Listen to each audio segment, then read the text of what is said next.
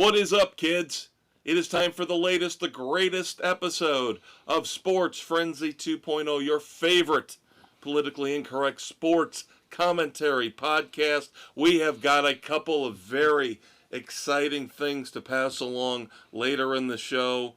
We have a new platform, official now, and then we are going back in time. It's like a teenage boy's wet dream, kids. Okay, Mr. Lurie. Trust me, we'll talk about that in a few minutes. And it's actually a great thing. Believe it or not. Well, it's a beautiful thing. Well, unless your mom finds out. Then you need to do your own laundry there, kids. It's awfully early. Didn't you just do your bed sheets the other day, sweetheart? I like to be clean. Even though you were dirty, dirty, dirty. That's your Uncle Dave, the conquistador, Dave Height. And that's your Uncle Kev, the maestro Kevin Crane. So we will break our big news here later on in the show. One at the end. No, not the Red Foreman dumbasses. That will no longer be the final part of the show. No, we're going old school, all the way back to the original cable access days. So we'll explain that when we get to the end of the show. The other one will drop whenever your Uncle Dave, as he always does, subtly fits in our new host with our old hosts, our old platform. What, you mean talking about finding us on Spotify, Good Pods, Pocket Casts, Apple, Overcast, CastBox, Amazon, Audible, and iHeart Sports Frenzy, baby. Otherwise known, of course, as iHeartRadio. And now the UB2B, kids. That is right. We are officially loaded, locked and loaded, ready to go on YouTube. It is out there. You can now access each and every episode. The weekend edition, the sports edition, every single episode is now out on YouTube. Easy to binge, kids. Yep. And hopefully, we will not have the issues we had before. Where we get kicked off. Now, that was a trademark issue, a copyright issue, which I still thought was... We liked our music a little too much. Yeah, I still think that was bullshit. Absolute, complete, and total bullshit. Because we tried to limit the amount of time we played those songs. And how do other people get away? There is a certain time limit. Of course, you can't play an entire song. But we would only... Some shows get away with it. I'd like to know what they do in that regard. Unless they're paying royalties. But we will see. Now, I'm more worried about the adult content. And I tried as I uploaded it. Explicit. I uploaded it. I published it. I'm thinking everything carried over from Spotify, where they told them they've labeled this explicit. And I also tried to go in YouTube itself and tell them, label this stuff. It's not for kids. No, and I tried it 2 or 3 times, and it didn't seem to want to take. So I want it on the record that I tried to warn everybody. Now, I wouldn't put an age restriction on it, because now that's bullshit. Because they only give you one age restriction. They say, is it for anybody, or is it for over 18 only? And I'm like, we're not Pornhub. Okay, no. We're not that bad, so I'm not doing that, but I strictly told them we are not for kids. So that better work. If it doesn't, I'm going to be really mad. Holy shit. Uh-oh. Breaking NFL news. From the Indianapolis Colts.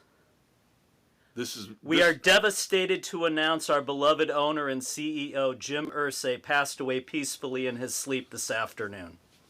Wow. This is breaking news as we're recording here on May the 21st. Literally, we sit down in front of the microphone in the studio. This is brand new news to us. Mrs. C just sent me the text. Jim Irsay, of course, led an unbelievably hard life. A lot of it brought upon himself by himself. Yes. But now, what does that do for the future of the Colts? I can't imagine them moving them out of Indianapolis. No, they are entrenched. Does it stay in the Irsay family? That we'll have to see. But, wow. And you're dealing with in terms of the teams they have, the sports teams they have, almost a renaissance for Indianapolis. Now, the Colts are probably the weak link right now in that, because you've got the Fever with Caitlin Clark. You got the Pacers starting tonight in the Eastern Conference Finals. So, yeah, this is a body blow for the city of Indianapolis in terms of their sports picture. Yes. While the basketball teams are thriving, there was already a lot of questions on the table about where the team was going. Yeah. Shane Steichen was probably going to be one of those guys on the hot seat. The quarterback room is a mess. So we will see where this goes. But breaking news, Jim Irsay, owner of the Colts, has passed away. And right after all of these meetings, all these rule proposals that we're going to talk about. And everything going on up in Minnesota. Yep.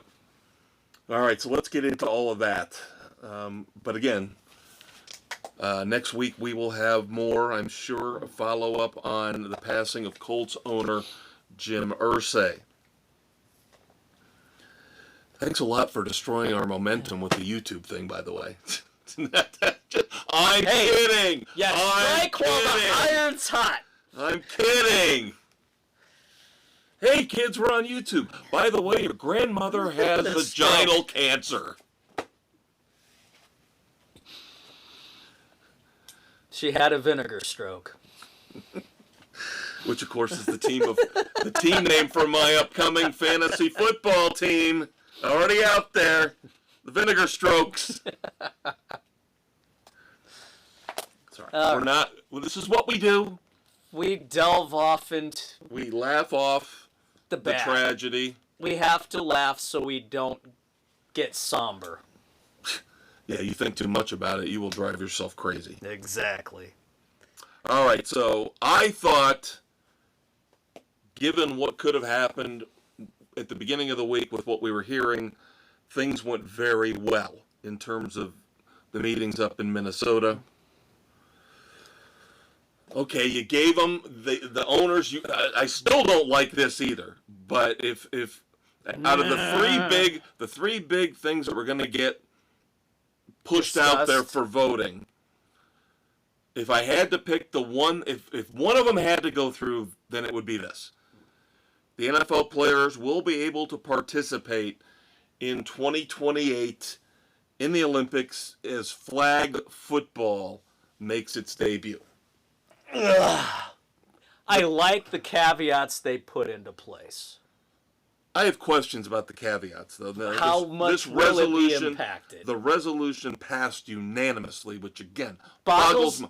How does no owner? Why would any owner want his star players to go out and play flag football in the Olympics and risk popping their Achilles, tearing an ACL, and being done? Dan, like you said, there's all these caveats, and I have questions about some of them now. Obviously, one player per team is it. Only one player per team can go. But then they talk about the salary cap credits if somebody gets injured. Here's my question. What does that mean? Does that mean their cap number doesn't apply during the whole time they're recovering? And so you can just sign anybody with no ramifications? Well, that's what you would think, right? That would be the first thing that would pop into your head. But my question, because I have this business mind, if we're going to run a franchise someday, we've got to think like this. Okay, so if that was the case, let's take Justin Jefferson as an example, because he was out there. You could tell Roger Goodell was right over his left shoulder, smirking like, I got another stupid thing through, didn't I? And Justin Jefferson, you could almost see Goodell's hand up his ass.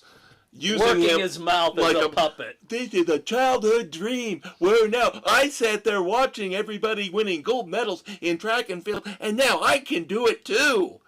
Yeah. Oh my God, how much do they pay you for this, Justin?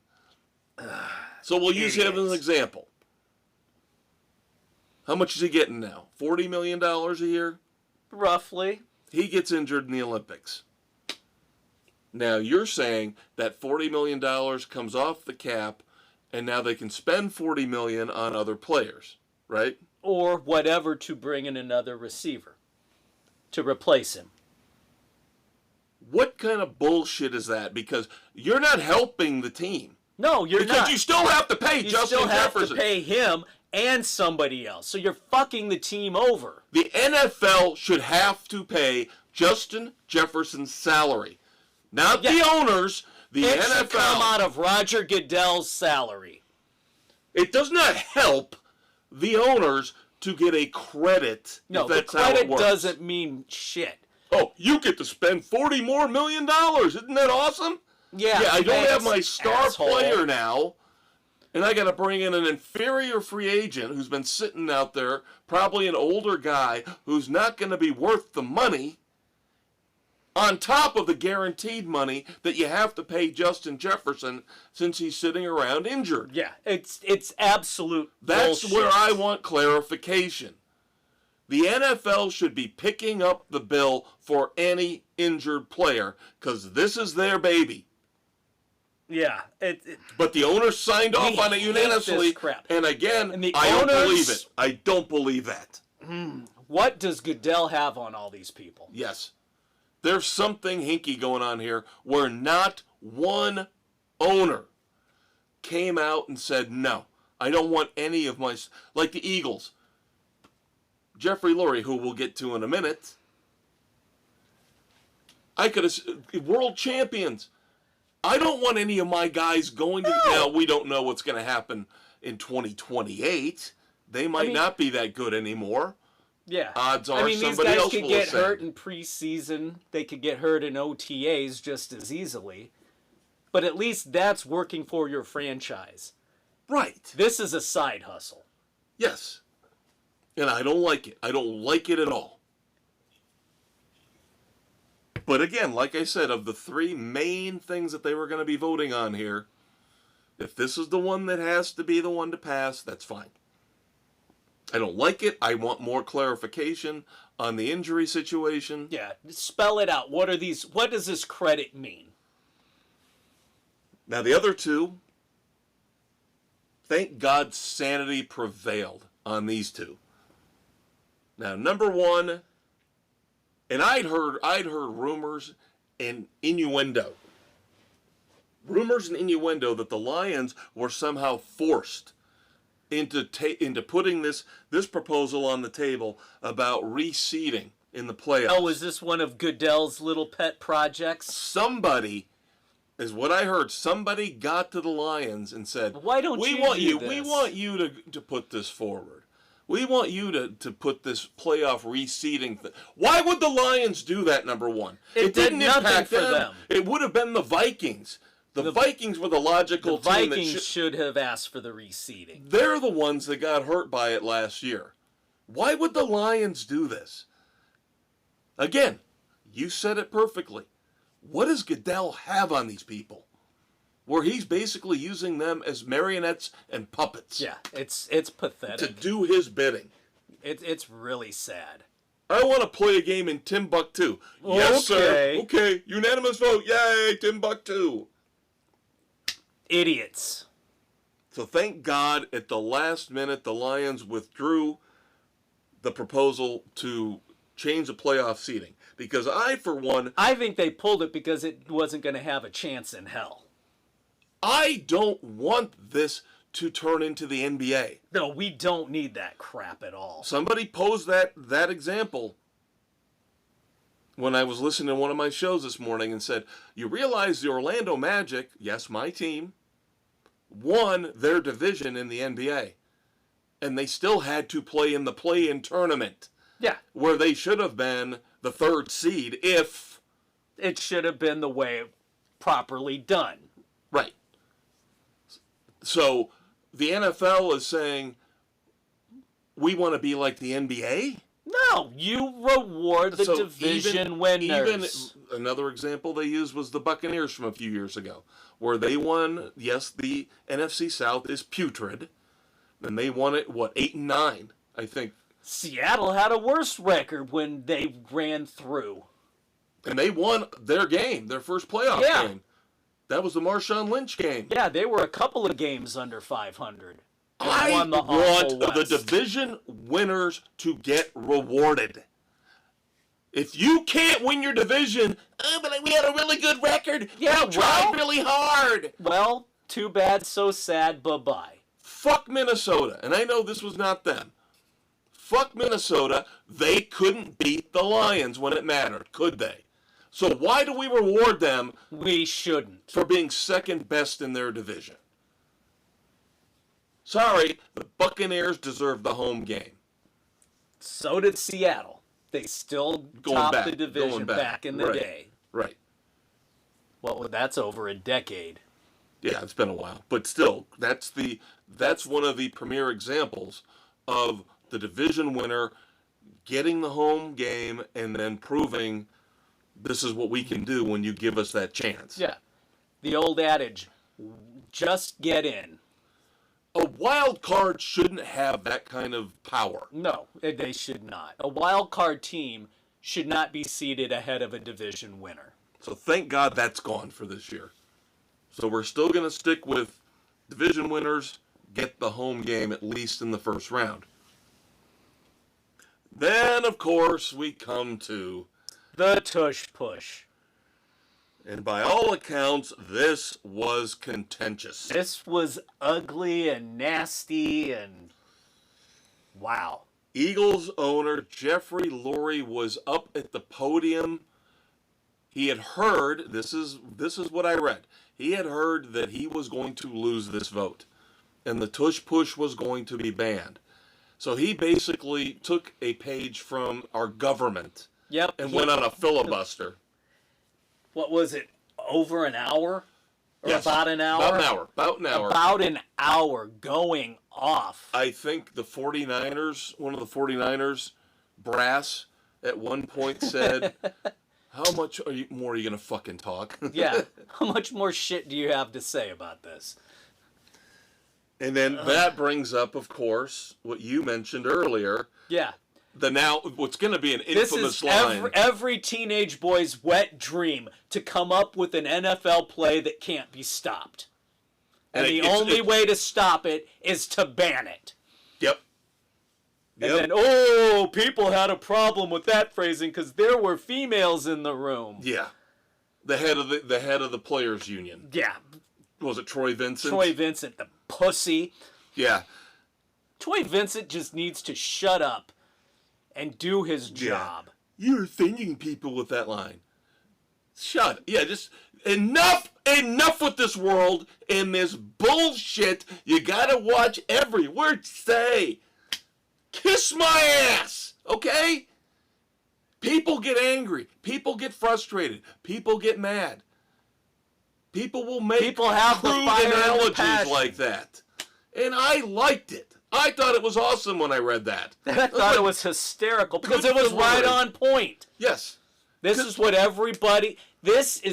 every coordinator dreams of, to have a play that can't be stopped. Deal with it. Figure it the fuck out. And this whole thing is, it's a dangerous play.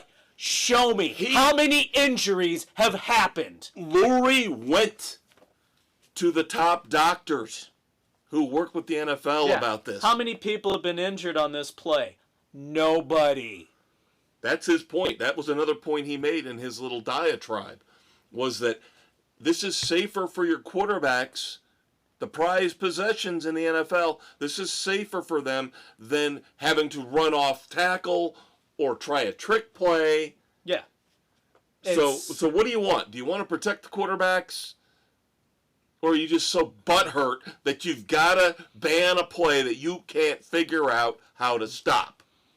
And you know, the funny thing is, most of the time, before Hurts is even pushed, he's got the first down. I 100% agree, and we've talked about this when this controversy first started up last year, and the rumblings were out there. Get a better defensive line. Figure it out. Figure out a way to stop the play. That's what you're supposed to do. That's what you get paid for. 2 votes. He got them, though. He got the 2 votes he needed to keep it from passing. That's why Jeffrey Lurie should be my badass of the week. Well, he brought in Jason Kelce, too. Yep. Because people were speculating he retired because of the tush push. He said he'd come back. He said he'd come back if they ran it 100% of the time. He'd be all in. Yeah. He said, nobody's getting hurt. What's the problem? Sanity prevails for once in the NFL. So screw you, Goodell. Screw you, Vincent. Screw you, Packers. And screw all you namby-pamby pusswads in the media who are all butthurt. I can't believe they let this go. I can't believe they didn't ban it. There's no reason to. And they hear these idiots. Sorry, your boy, Danny Parkins. Every day I listen to him now, he irritates me more and more. I know we're narps, but at least we played some sports in high school. I don't think Danny Parkins played anything but life and Parcheesi in high school. Or with himself. Wet dream. Yeah, Danny Parkins knows a lot about that wet dream line. Oh my God. Buffy the Vampire Slayer. All right, let's get into the other stuff that happened in the NFL this week. Purdy got paid. This is another topic that is causing a lot of division among fans and the pundits. Where the hell are the Niners getting the money? Brock Purdy gets a 5-year, $265 million deal with the 49ers, $181 million guaranteed on average. $53 million a year. So he's not up there in Dak Prescott, Trevor Lawrence territory. But that ain't bad for Mr. Irrelevant. I think that sneaks him into the top 10. Yeah. And of course people, oh, he's not worth it. Oh, he's definitely worth it. No, he's not worth it. Oh, he's definitely... Quarterbacks are not worth $50+ million a year unless you're Patrick Mahomes, who's actually earned it. This is the world we live in now. This is the modern NFL. Gotta set the next mark. Gotta set the next mark. No, you don't. Stop bankrupting your teams. Stop taking your teams from having the players to take you to the championship over and over and taking all the money away for a handful, and then you have to blow it all up. Well, Brock Purdy was not the only 49er to get paid, as Fred Warner gets a 3-year, $63 million extension tacked onto his deal, which will keep him with the Niners, presumably, through 2029. Yep. So, and now with the Niners having the easiest schedule on paper, there's no excuses. Their winning percentage, because of course the schedule was released. We talked about this last week. It was happening as we were recording. So the 49ers have the easiest strength of schedule based on last year. Their opponent's winning percentage is 0.415. Oof. Well below 500. Yeah. The toughest schedule, the New York Giants. So even though they sucked, they still got their schedule comes in at 0.574, well above 500. Yep, and that's just their division and who they're lined up to play this year.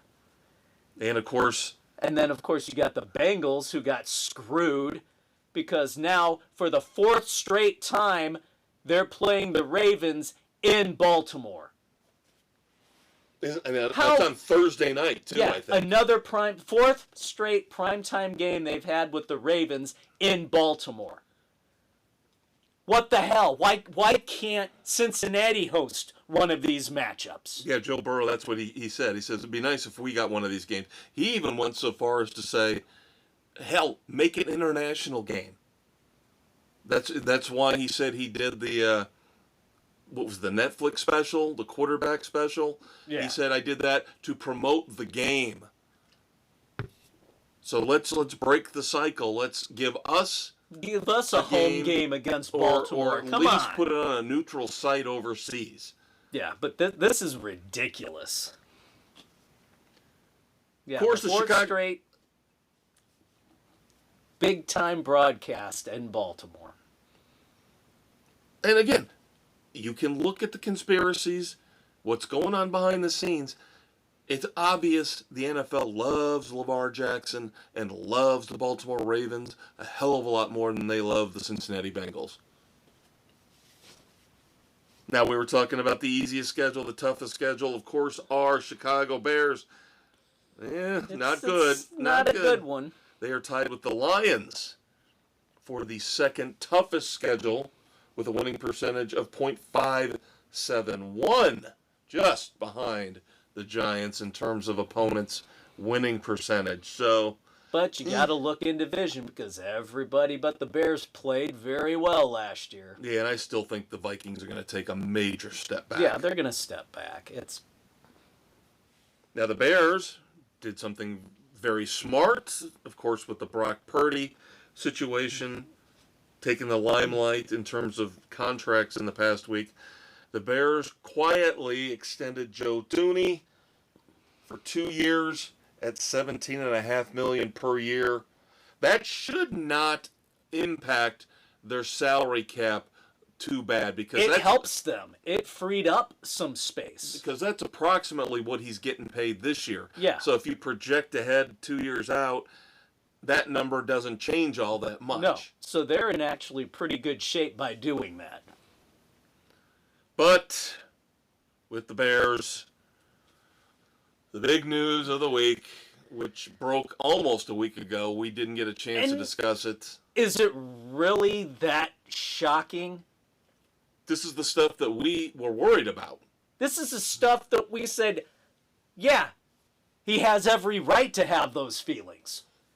Some of them. Now, we're talking about this book that's coming out called American Kings, a biography of the quarterback, which has a big chunk devoted to Caleb Williams and what he went through leading up to the draft, leading up to him getting drafted by the Chicago Bears. Now, as you mentioned, some of this stuff... it's warranted. Yes, and some of it was rightly justified. His worries about the Bears being the place where quarterbacks go to die, worried about Eberflus still being the head coach. Shane Waldron, he seemed like he had major issues with Shane Waldron going in, saying he could not work with Shane Waldron. The problem I had with it is more with the father getting involved. And that's all stuff that we knew he had said. And him playing around and saying, oh, well, I want him to go to Minnesota. Caleb seems to like Minnesota. Should we pull a Elway? Should we pull a Manning? Yeah. And then Caleb finally said, nope, we're going to let it ride. Yeah, we're not going to trash and go nuclear on Chicago. I can make it work. Yep. Showed some maturity on his part. And all he needed was a year of patience. Because now he's got it all. Yep. Now he's got to make it work. It's on him. Yeah, the Bears have set him up to succeed right now. Yeah. Finally, a year late. But I love Ben Johnson came out and addressed it. He said, yeah, I wasn't here during that, but I get where he's coming from. He's like, but you know what? I love the chance to alter Bears quarterback history. I relish this. This is why I came here. And I'll reiterate what I said a year ago. when we drafted Caleb Williams. And now that we have Ben Johnson, I'll double down on it. If they can't, the Bears as an organization can't make this work with this quarterback and this head coach, there is no hope. Yeah, this is a cursed franchise. Yes. Because now they have got one of the most talented quarterbacks to come out of college in the last decade. They have got probably the best young coach. Maybe somebody would say Sean McVay when he started up. Yeah, the next McVay, the next offensive genius. Because you look what he was able to do with Jared Goff, who had his struggles. So... no more excuses for the Bears. No, I don't care about none. the tough schedule. No more excuses. No excuse. All right. Other coaching news. Nick Sirianni, even though the Eagles are more than happy to talk for an hour about wet dreams and the tush push. Ooh, Wait. Ooh. Wow, that's just... pairing those two together. Yeah, I don't know about that. Yeah. But clean up on aisle 5. But they don't want to talk about the details when it comes to the extension they just gave their head coach, Nick Sirianni. Who, it wasn't that long ago, was on the hot seat. Less than a year ago. Less than a year ago. There were people that wanted him out because of the early exit in the playoffs the previous season. Yeah. So, winning solves many ills, doesn't it? And he's a good head coach. He's a pretty good head coach. And just remember, the previous year, he lost his offensive and defensive coordinators. He had to bring in a new staff to get everybody on the same page. They needed that year to gel. Yeah. And I'm still not sure if those coordinators, they haven't proven anything yet in terms of, you got individual. Steichen with the Colts, and then you've got, Gannon with the Cardinals. They haven't done anything yet. No. And they're 2 years in now at their respective teams. So, Front office hasn't done much to help them out either. yeah, those teams, I don't understand. This is an aside, a little tangent here, but we all know in Indianapolis, the quarterback situation is a disaster. Anthony Richardson, they never should have drafted him. No. But the Cardinals just seem obsessed with trying to make Kyler Murray work, and I don't think it's ever going to happen. No, it's the definition of insanity. I would have cut bait on him, When tried he was to hurt. trade him to a desperate team. You had a lot of desperate teams out there who were looking for quarterbacks this offseason. You could have made it work and started from scratch. Easily. Because you sure as heck did not see any development from Marvin Harrison Jr. No. He doesn't seem to have the connection he needs to have with Kyler Murray. Nope, that's not there at all. All right, then finally, we go into Cleveland with Deshaun Watson now being out of his boot and starting to throw. Oh, I did not hear this. No. Good Lord. Yep, he's starting God. to throw to his receivers out there. That quarterback room is going to get even worse. Yep, so now he's showing, I could be ready to play, looking to get clearance to play, which really throws that means there's what they can do out the two quarterbacks windows. in that room will have to go. Yeah. You can't carry 5 quarterbacks. No, they have to get rid of 2. You got the 2 rookies, Watson, Flacco, and Pickett. Wow. That would be interesting. Watson. That would be interesting. You would have to cut Watson. Because my your God, owner has already come out and said that was the biggest mistake. But that's all dead cap money. Because that's all guaranteed. Yep. But he was going to be getting paid being on the IL. Now if he's physically active, even though there's the insurance on there, if he's physically active, the insurance is going to bulk at paying. Well, and then like I said, the Cardinals, I think, could have gotten something for Kyler Murray this past offseason if they were willing to shop him. The Browns aren't getting anything from anybody for Deshaun Watson. Oh, no. No, not at all. And again, fully guaranteed contract, they're going to have to eat all of that money. No, what I was going to say was, for those who watch Hard Knocks, the lineup has been announced for this upcoming season. Training camp edition will be the Buffalo Bills, so Mrs. C might be interested in that one. That one. And then the in-season Hard Knocks will feature the NFC East. That would, of course, be the Eagles, the Cowboys, the Commanders, and the Giants. Oh, by the way, you'll appreciate this. Arguing with my neighbor the other day about this when we were talking about the schedule release, because you and I really, there's no point in delving into it, but the one big topic that he and I disagreed about, of course, I said, why the hell are we still being subjected to all these nationally televised games featuring the mediocre Dallas Cowboys? At least the Kansas City Chiefs have earned the right. Yeah. Dallas has not done anything in 2 decades, if not longer. Longer. It's been longer. And why are they getting the most? I believe they're tied for the most national games this year. We talked about why the hell are they on both Thanksgiving and Christmas? Yeah. And I'm tired of this. I am tired of this. This is short-sighted idiocy. Fuck the Cowboys. And the Titans, granted, I know the Titans were not good, but you've got Cam Ward there now, the #1 overall pick, not one single national game. He should at least get one. No Thursday night, no Monday night, no Sunday night. That's wrong. Bullshit. I call bullshit. How are you going to grow your league if you're not giving at least a little bit of exposure to each and every team? Yeah. I don't watch the Cowboys games. I don't care. You're not getting my ratings. And right now, over the last couple of years, you watch a nationally televised Cowboys game, 75% of the time, they get their ass handed to them by 2 or 3 touchdowns. Yeah. Especially if it's a playoff game.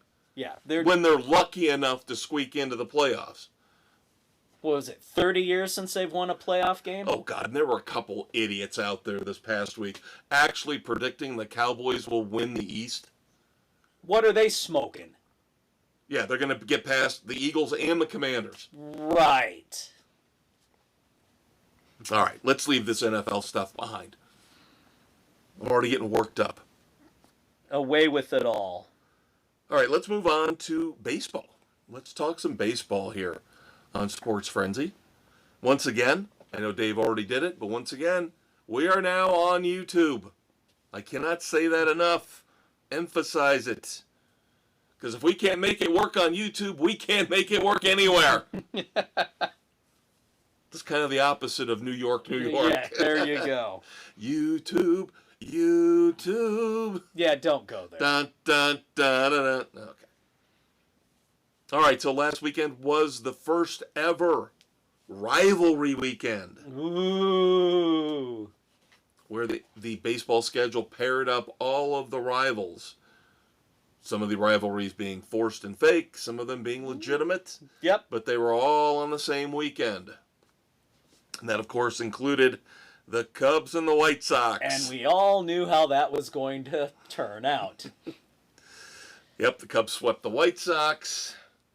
Not a surprise. And then, of course, we have the Subway Series, Yankees-Mets. Highest ratings again, record ratings for the Sunday night game. Whatever. Oh, it's Judge versus Soto. Oh, who cares? Yeah, let's ask the Mets fans how they're feeling about Juan Soto right now. Doesn't leg anything out. Lackadaisical base running. And now Pete Alonso's got the yips.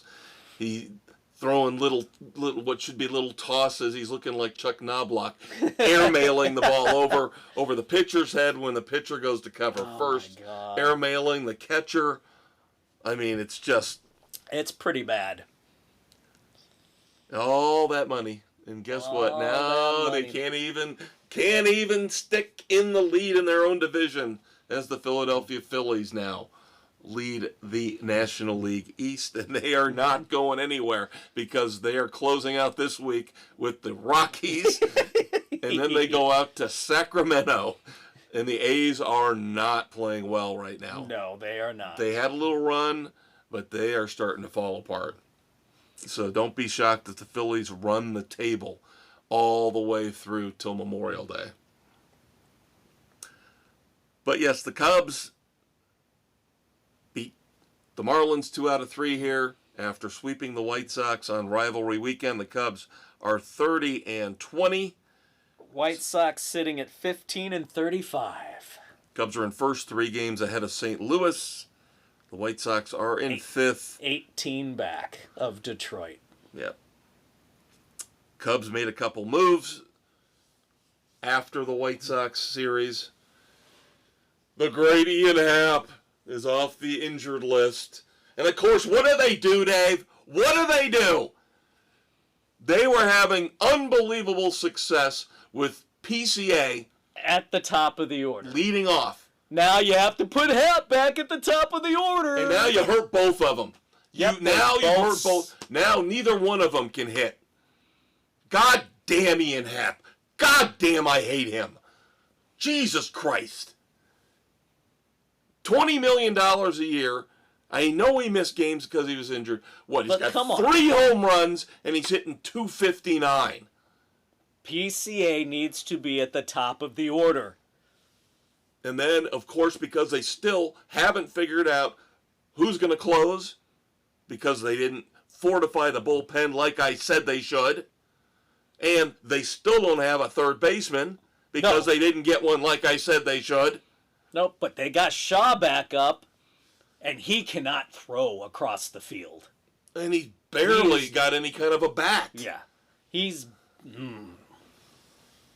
not the answer. And meanwhile, this still pisses me off to this day. And I know people are going to say, well, you wouldn't have been able to get Kyle Tucker if you didn't deal him.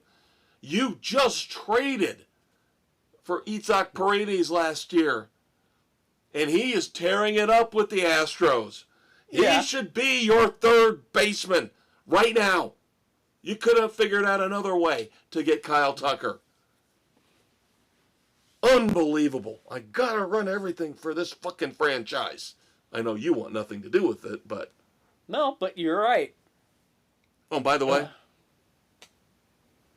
our buddy Jamie, our unofficial 9th member of the Sports Frenzy panel, he don't know me very well.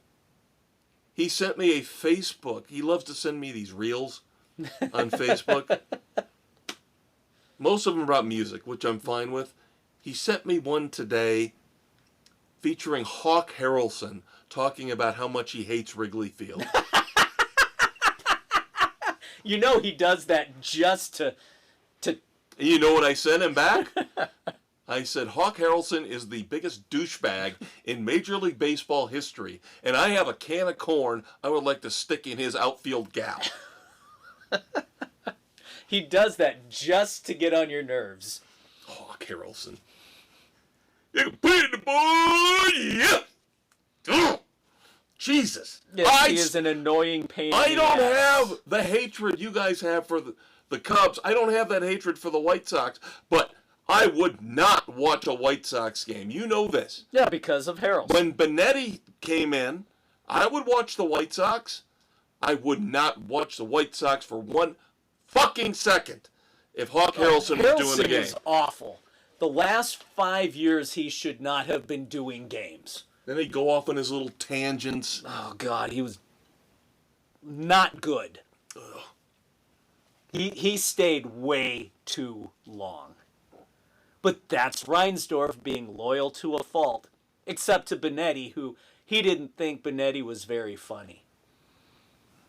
Benetti was the best thing to happen to your broadcast other than bringing Stone back. Benetti got a job in 5 seconds after the White Sox let him go. Yeah, Detroit couldn't wait to get him. Yep. And Benetti brought the great stories out of Stoney. They had a great rapport. Stoney's wasted. Stoney is wasted. I'm sorry. We've had our third managerial firing already. We're not even 2 months into the season. Ooh. We talked about the Rockies, of course. That's no shocker. The Pirates.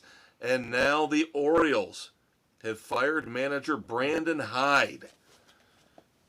That window for the Orioles slammed shut very quickly. Yeah, it barely cracked. But they had 2 years where they made the playoffs, did not play well in the playoffs in those 2 years, and now one of the worst teams in baseball. Third base coach Tony Mansolino is the interim coach. Doesn't seem like it's doing a lot of good. Nope. There are just some organizations where you hit a certain point and it's over. We have a PED suspension, Dave. Yes, we do. Phillies reliever Jose Alvarado.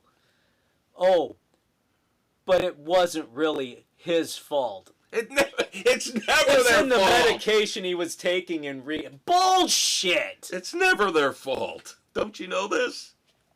Oh, it was part of his weight loss drug. Bullshit. Now, we talked about the Phillies and the schedule they've got this week, which is a cakewalk. Yeah. And you and I both took them in our competition this week, our Sports Frenzy competition. And if it had been any other teams that they were playing, with Aaron Nola being injured and now their closer, they could have been in a little bit of trouble. I'm like, I don't care. They're playing the Rockies in the A's. Come on. It's still a cakewalk schedule. All right. Our two things right now we are monitoring, of course, later on this year, probably after the All-Star break, Dave will jump in as he likes to do, and I love it. Our monitoring of the 300 hitters across the league. You got to get through the Midsummer Classic. Still a little early for that, yeah. But we are monitoring Aaron Judge. His 400 chase for 400. Well, his Triple Crown as well. And the Triple Crown. And the Rockies. We're hoping, for Dave's sake, that they will take the crown futility. Crown jewel of futility, yes. And the White Sox only live... second place. live in infamy for 1 year. Yeah, if only. So let's start with the Rockies. Now, this is through Tuesday night, the 20th, because the Rockies play later on tonight against the Phillies. They are 8-40, which projects out to be exactly the same pace as last week when we did this. They are on pace to finish 27-135. Yeesh.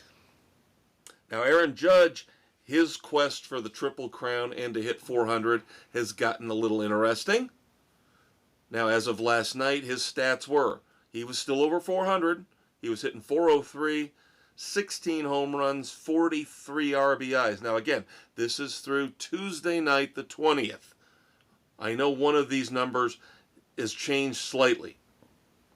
In batting average, he is still number one in both the American League and all of baseball. Yep. Home runs is where things are getting tricky.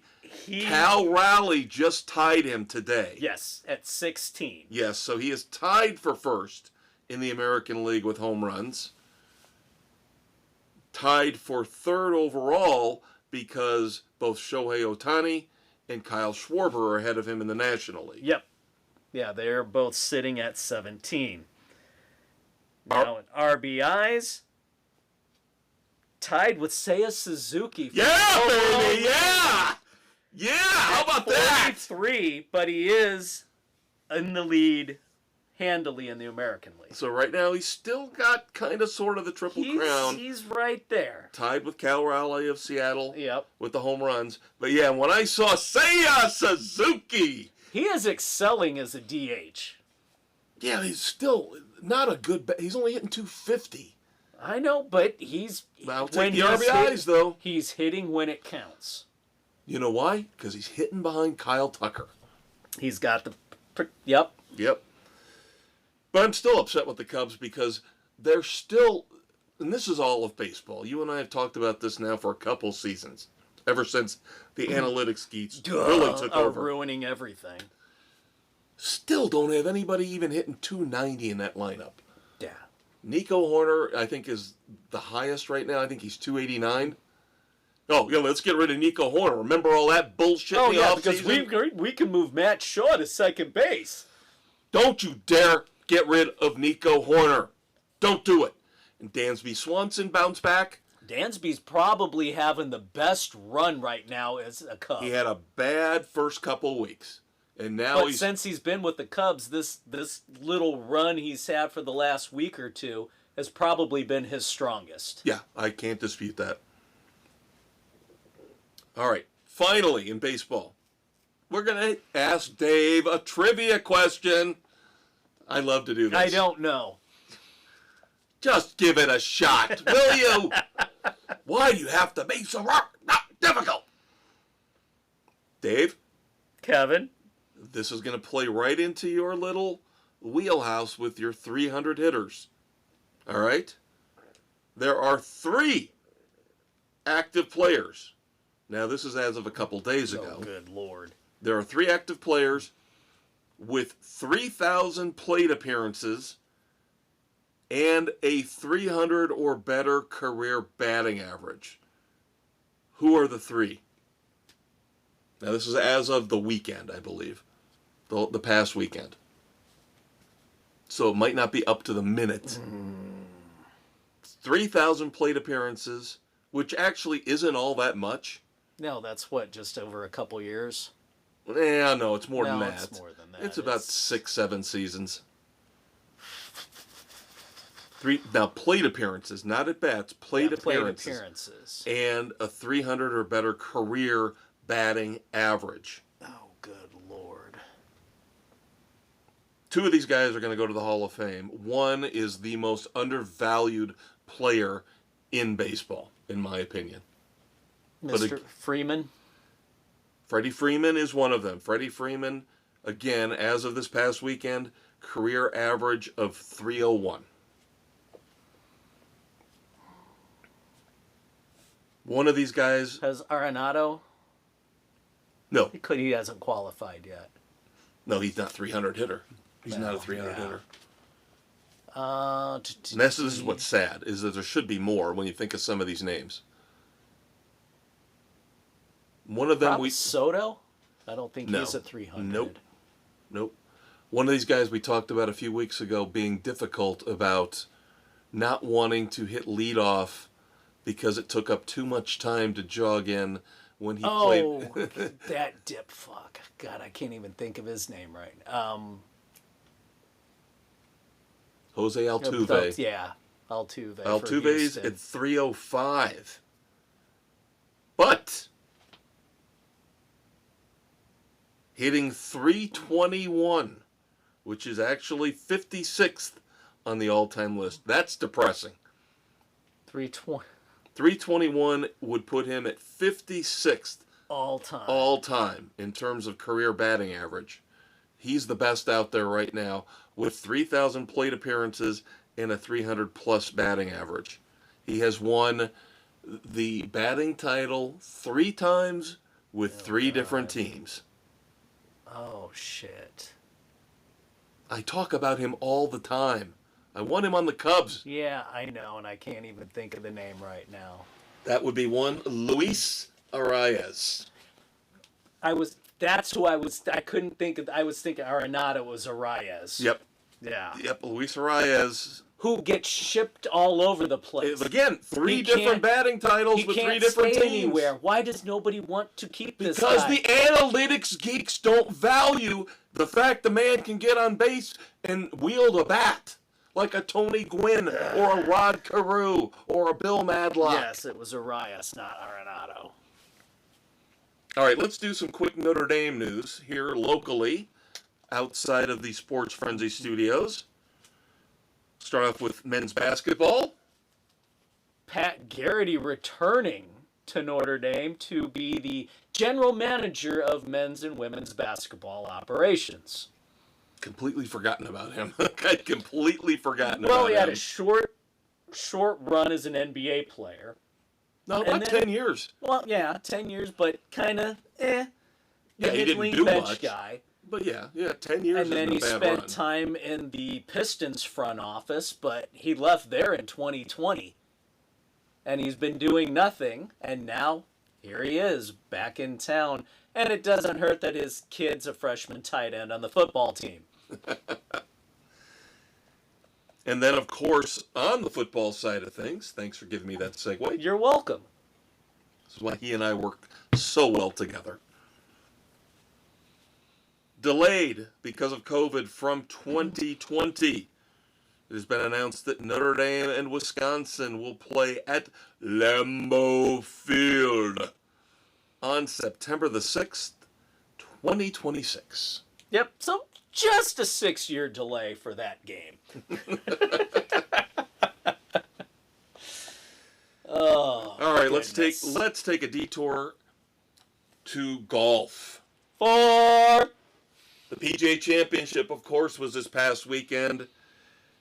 And even though I had tummy issues, which kept me from doing much of anything other than jumping between the bed and the bathroom, I was able to at least watch a lot of golf.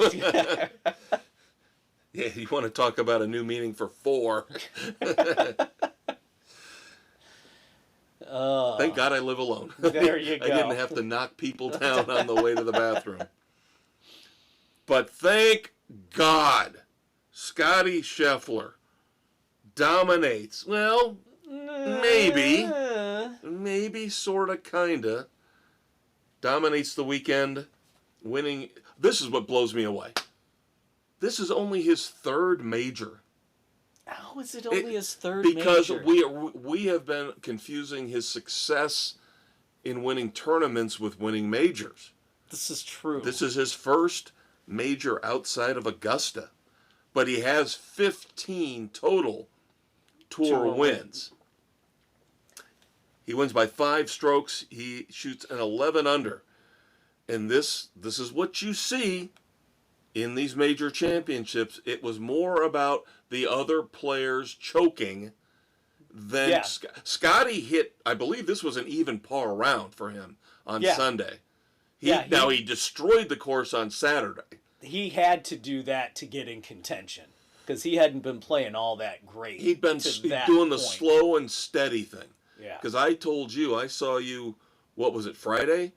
And I told you, I'd been watching Thursday and Friday, and the leaderboard was shit. Yeah, the leaderboard was a bunch of no-namers. And then, towards the end of the day on Friday, DeChambeau and Scheffler started to creep in.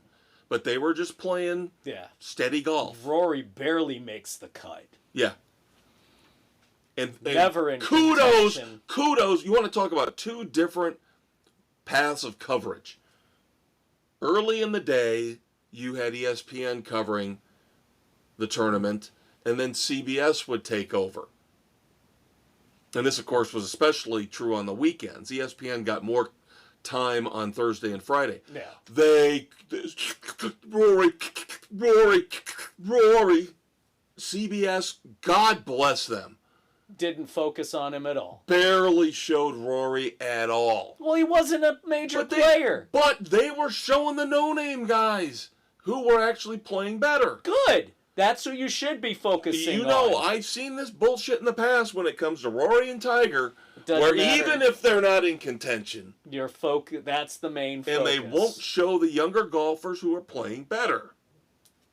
Good for CBS. CBS's coverage was exemplary. Now, interesting storyline featuring Rory. Of course, initially it looked like they were making excuses for Mr. McIlroy. Oh, because he had to change his driver because it was out of conformity? Yep. Now, this is a normal thing that they do. Now, you can make the argument that maybe they should be inspecting all the clubs and not just, 25% or a third of the field. But yeah, that breaks early in the tournament. Maybe it happened 2 days before the tournament started. But the story... He had plenty of friggin' time to adjust to his backup driver. But he whined about it, he bitched about it. Because he's a pussy. And then the story comes out a couple days later, after the tournament is over. Oh, by the way, Scottie Scheffler had to change his driver too, because he was also found to have a non-conforming driver. Oh, gee. But he somehow still won the entire fucking tournament. Suck it, Rory, you little bitch. And then I guess the whole thing with Amanda Balionis. Oh, Rory did not want to do an interview because he played like shit. And of course, they supposedly have a past. Supposedly. Which was the big story when his marriage was falling apart. Was it this time last year? Roughly, yeah. During one of the interviews where she was talking to Bryson DeChambeau, she made a little snarky comment saying, I really appreciate you being here and doing this because I know you don't have to, but it's nice that you showed the maturity to do this. Something like that. Yeah. I'm paraphrasing. Good for her, that little dig on basically giving Rory a little dig about, the little bitch won't come and talk to me if he doesn't play well. Yeah. Uh-huh. Little rat-faced asshole. God, I hate him. Such an insufferable prick. Now, we're going to talk more about the PGA Championship towards the end of the show. But I do want to bring up a couple things before we move on. Dave, I had to send him a couple links to two of the most ridiculous shots you will ever see. Ridiculous. Now, what was it? Jonathan Vegas? He was leading early. Yeah. I think he was leading going into the weekend. Now, everybody pretty much knew he's not going to be able to hold a lead. He's been around a long time. He's kind of a journeyman. This is going to be too much for him. Yeah. It was nice. He had his moments. And he finished fairly well, but on the par 3 17th on Friday, he hits a shot way, way off to the right. Yeah, it's going to be borderline out of bounds. And what does it do? It's a rake sitting next to the sand trap and bounces onto the green. And then, 1 in a million, Doc. Yeah, and then you think that's the craziest shot you're going to see all weekend? Tommy Fleetwood hitting his second shot on the reachable par 5 on Sunday. Hits the second shot heading towards the creek, which is off to the right of the green. Girl standing there, attendant. Yep, attendant. Didn't even see it coming in. Yep. And she's just standing there, and you hear this thump, and you see the ball go over her head. And he gets an eagle out of it. The ball ricocheted off 2 rocks at the edge of the creek. Yeah, and again, goes over the attendant's head. She's oblivious. Yeah, it lands, it dink dink, and gets on the green, and then she looks down, reacting to the noise. How do you not react faster to that noise? It boggles my mind.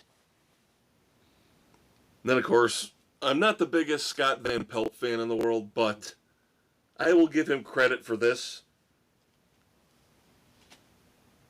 They kept taunting. I don't think they were trying to taunt him directly, but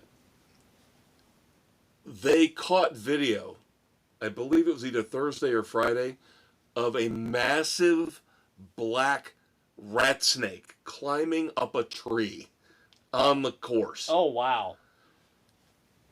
And Scott Van Pelt and I have this one thing in common. We both hate snakes. Yeah, and he's just sitting there going, why are you doing this to me? Don't show this. Nobody needs to see this. Yeah, I'm looking at that, and I'm going, oh my Lord. I mean, this thing was huge. And it's just slithering its way up the tree. And I'm sitting there going, how is it doing that? Oh, this is the 7th ring of hell. They're playing golf in the 7th ring of hell. All right. And then, before we get back into our bigger sports.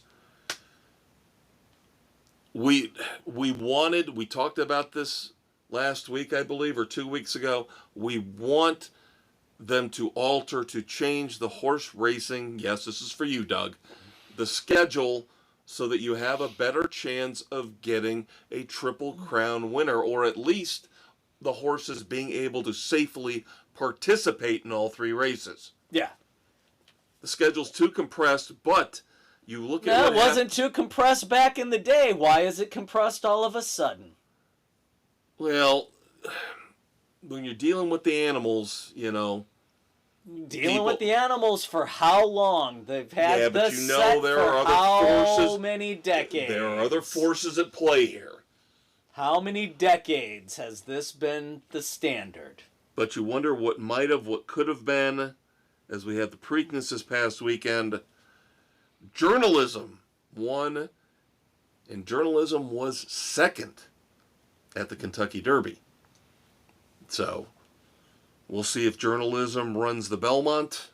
Yep. Could be, if he wins that, the closest we've gotten to a Triple Crown in quite a while. Or if he finishes third, you could get the trifecta. Win, place, show. Yep. Yeah, but that doesn't do you any good. I know, but it's still kind of fun. Unless you do that in one race with 3 different horses. Jeez, Dave. We'll bet it and see what happens. I am not betting on horses. Your parlay. I am not betting on horses. That would have been the season parlay. Pick the horse to win, place, or I don't like betting to begin with, and there's sure as hell no way I'm betting on horses.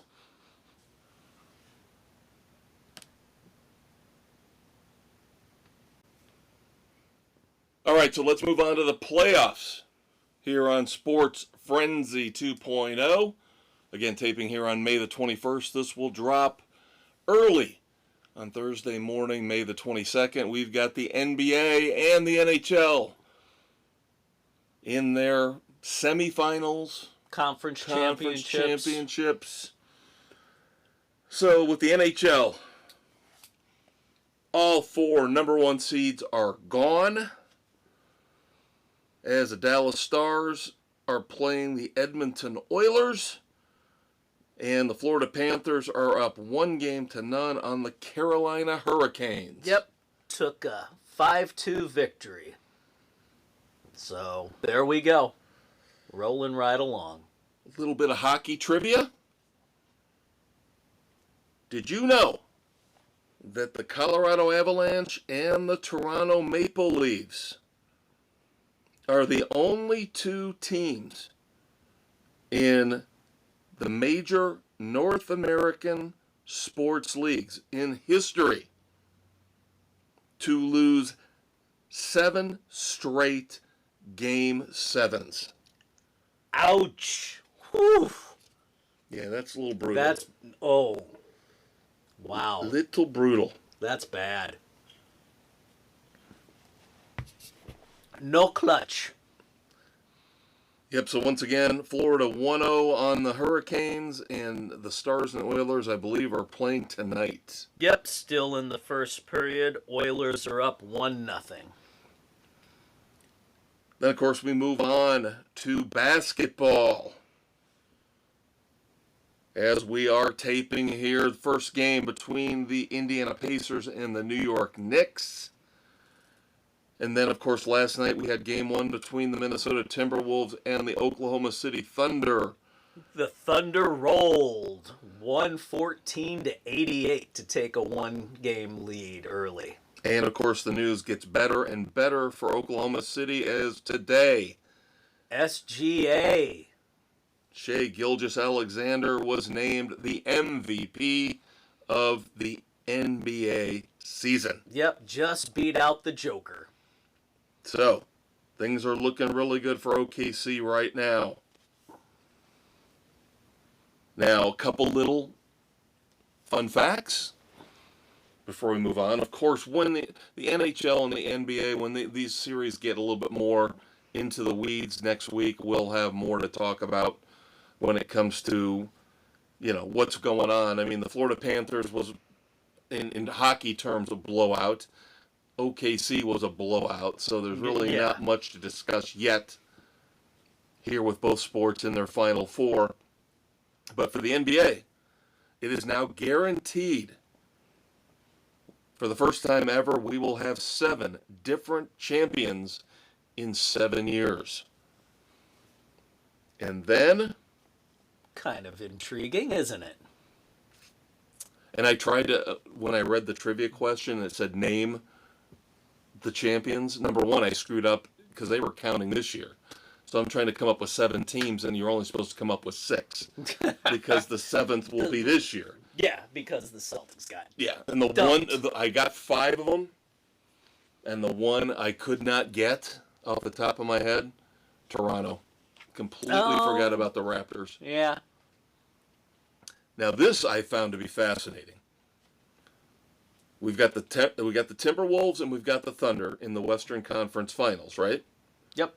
This is the first time we have had a Western Conference Finals series since 1996 without a single game being played in either California or Texas.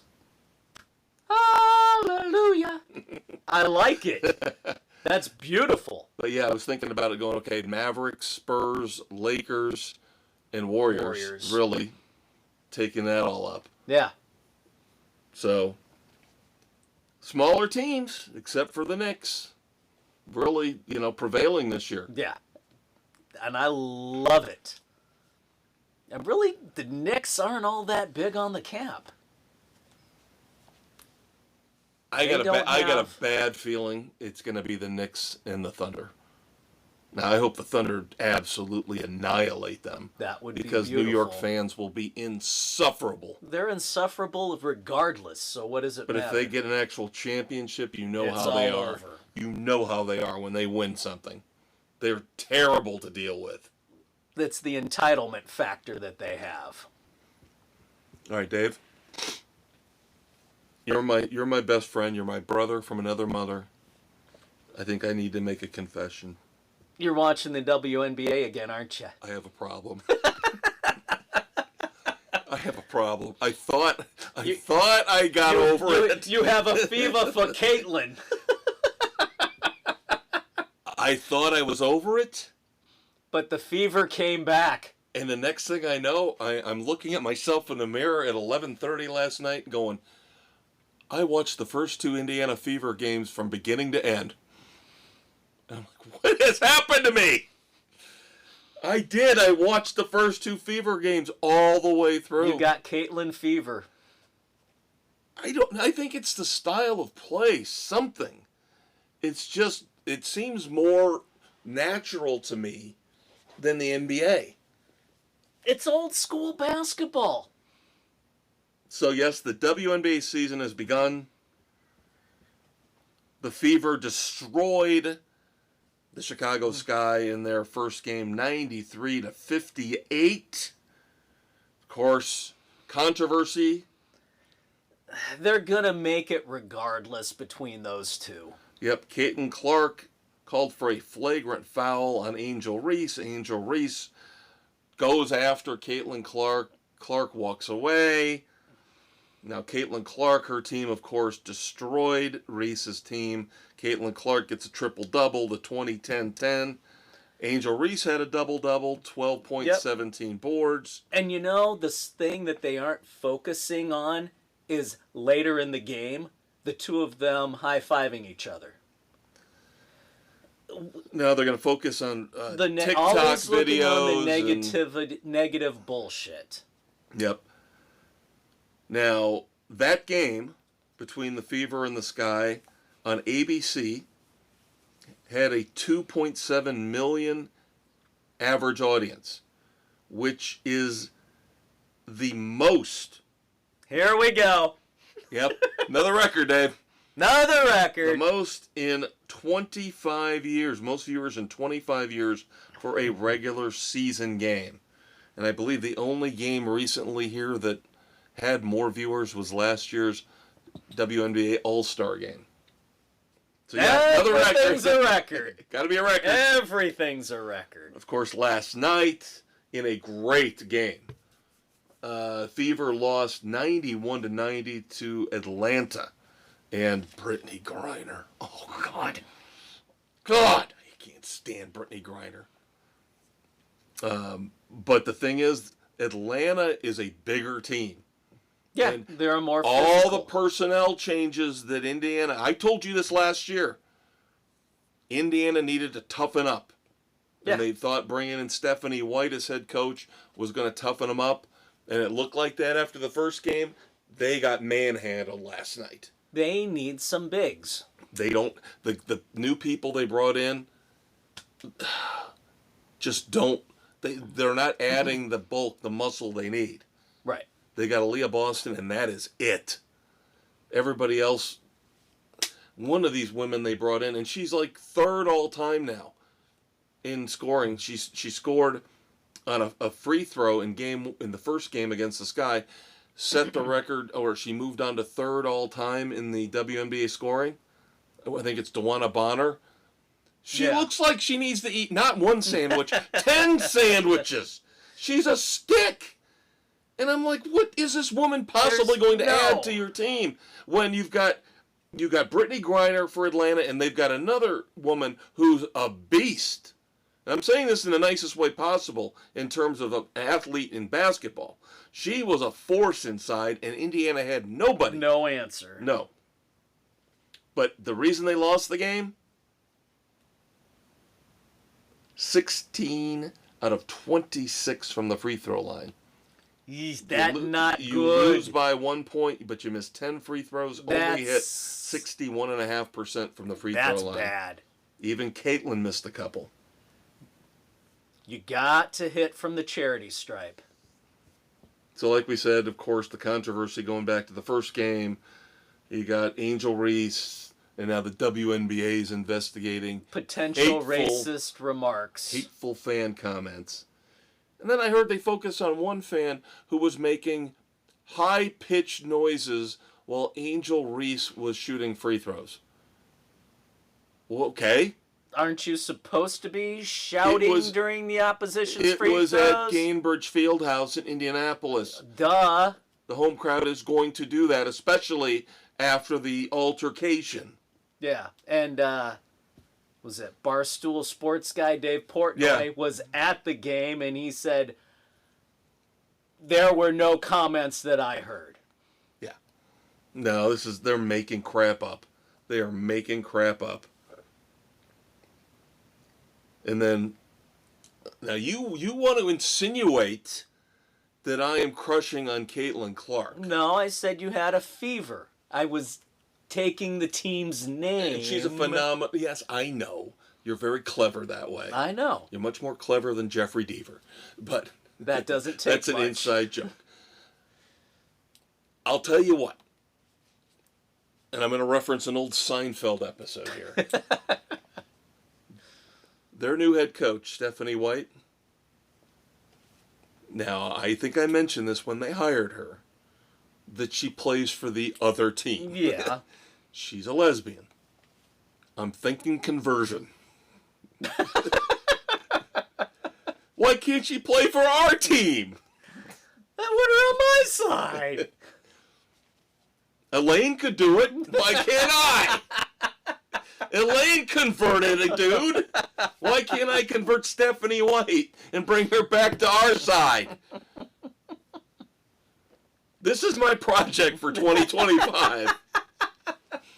I gotta start buying some tickets to go down to the Gainbridge Fieldhouse. Courtside. I'll tell you what, she had an unbelievable outfit on for that first game. Red leather jacket. And I'm telling you what, she must have had the push-up bra of all push-up bras. She had torpedoes going in that first game. Now, the second game, much more subdued, yes. But, man, I'm telling you, she could have poked somebody's eye out in that first game. And then they've got one of these new players they brought in. Again, nobody that's going to help them actually play basketball inside and stack up against these teams with tougher, bigger women. This Sophie Cunningham, have you seen her? doggy. Now, I don't know if she needs to be converted. But wow, she's injured. She's not even playing yet. But she showed up for the first game, and they did this little fashion walk. And she was wearing like this lace one-piece thingy. She's a looker, too. Oh, my. So I will watch Caitlin Clark for the sheer joy of watching her play. But I will also be watching for Sophie Cunningham and for head coach Stephanie White for my personal pleasure. Yeah, there you go. All right. We have to move on to racing. We don't have all of our picks in, but we have 7 of our 8 panelists who have got their choices in for this upcoming weekend's Coca-Cola 600, which, of course, is the nightcap of the greatest day in racing. I thought, leading to, we did not talk about Suns CEO, Josh Bartelstein, is accused of having an affair with Sophie Cunningham.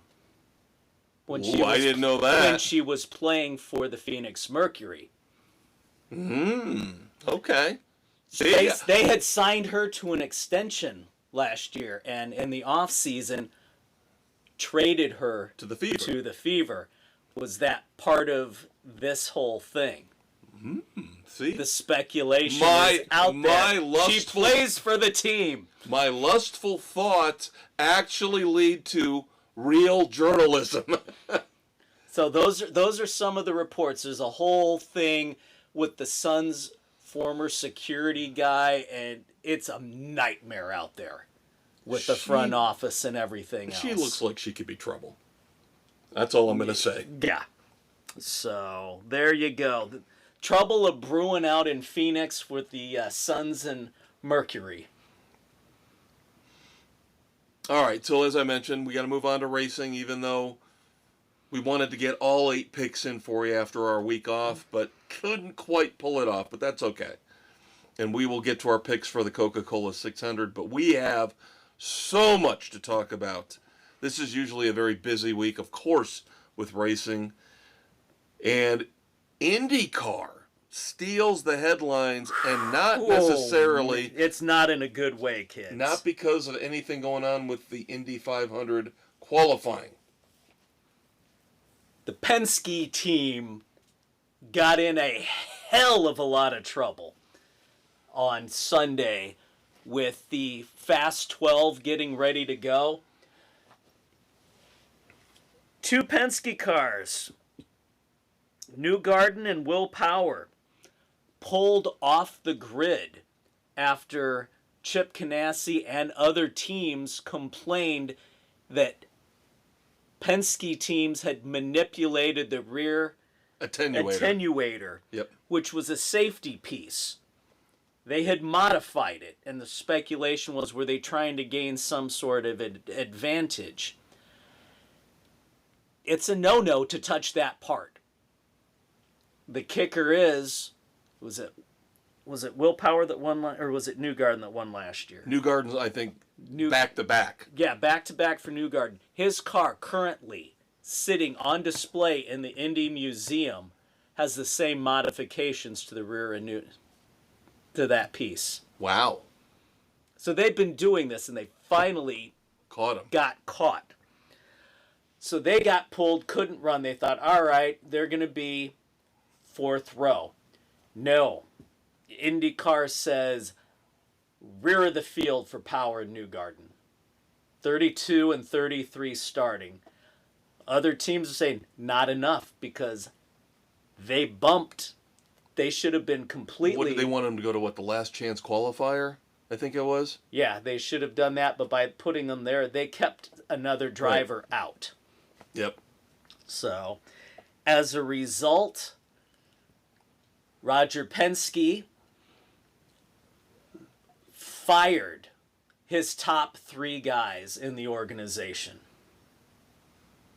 Because there was an issue last year in the first race of the season where they had an extra power boost that they weren't allowed to have. So there have been some hinky things with Penske IndyCar. And Roger said bye-bye. So gone are, Tim Cindric. Yes, father of Austin Cindric, who drives for Penske's NASCAR team. Tim was long thought to be the heir apparent to running the organization once Roger finally retired or passed on. Reports are after the first of the year, a majority of his duties were taken away from him as a result of all the crap from last year. This was the last straw for Roger. He owns IndyCar. He owns Indianapolis. He had to take the nuclear measure to do the right thing. But along with Cindric, gone are IndyCar Managing Director Ron Rzuski and General Manager Kyle Moyer. So there you go. Cleaning house. And now IndyCar is looking to have an independent governing body with nobody from the Penske organization involved at all. So there you go, kids. I guess it did kind of, sort of pertain to qualifying. Sorry. A little bit. But rookie Robert Schwartzman shocks everybody by winning the Indianapolis 500 pole. Thank you for mentioning my badass of the week. So cool that a rookie can pull that off with a brand new team. He's got a very interesting background. He is he's got I don't think it's dual citizenship, but he has a dual background as both a Russian and an Israeli. Yes. And he used to fly the Russian flag until the conflict started overseas. Yeah. And then he decided to switch over to the Israel flag. And then, of course, our man from the Cup Series trying to pull the double. Kyle Larson will start 21st. Which is not a bad position to start because numerous winners have come from that position. And as an aside, nobody from the last row has ever won. Oh, and you never answered my email. As we're segueing now from IndyCar to NASCAR, after you'd sent me your pick, and I sent you an email back saying that, yeah, we got a couple other people that agree with us. Yeah. I had the question about, should we warn people who take Kyle Larson for the Charlotte race? I missed that piece. Yeah. Should we warn them? No. They'll just get the number 5 replacement driver points, right? Yeah. If Kyle doesn't make it. Yep. Okay. Because, of course, you know who took Kyle Larson. Bill? No. Doug? Yes, Doug. Of course, Doug. Of course, Doug. Too bad, so sad. Doesn't matter. So he will get the replacement driver's points if Kyle doesn't make it. Right. Okay. That's how it works. And we're not going to tell him. And it's a burned pick. Yeah, and we're not going to tell him. No, he knows. He should be aware enough of sports, of what's going on. I agree. I am with you 110%. No, it's on him. You and I always agree about this stuff. We do not have to hold these people's hands any longer. That's my problem. We have done this for over a decade. It's on them. With the current group. Yes. We've been doing it much longer than that. But with the current group of 8... The current group knows they should pay attention. All right, moving on to NASCAR. Speaking of Kyle Larson, Justin Allgaier was the practice car driver, the qualifying driver, and is the reserve driver for Kyle Larson. He was all of those for the All-Star race. He will be all of that for the Coca-Cola 600.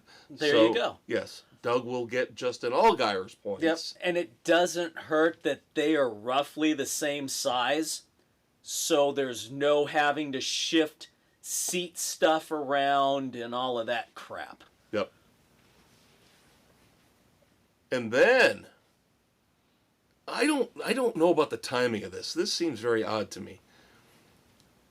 So it came out that Chris Buescher was nailed after the Kansas race, the Kansas Speedway race, docked 60 driver points, 60 owner points, $75,000 fine, 5 playoff points for messing with the front bumper reinforcement. Now, where I'm kind of fuzzy on this with RFK and how they handled this was, of course, that also means that he loses his crew chief. Right.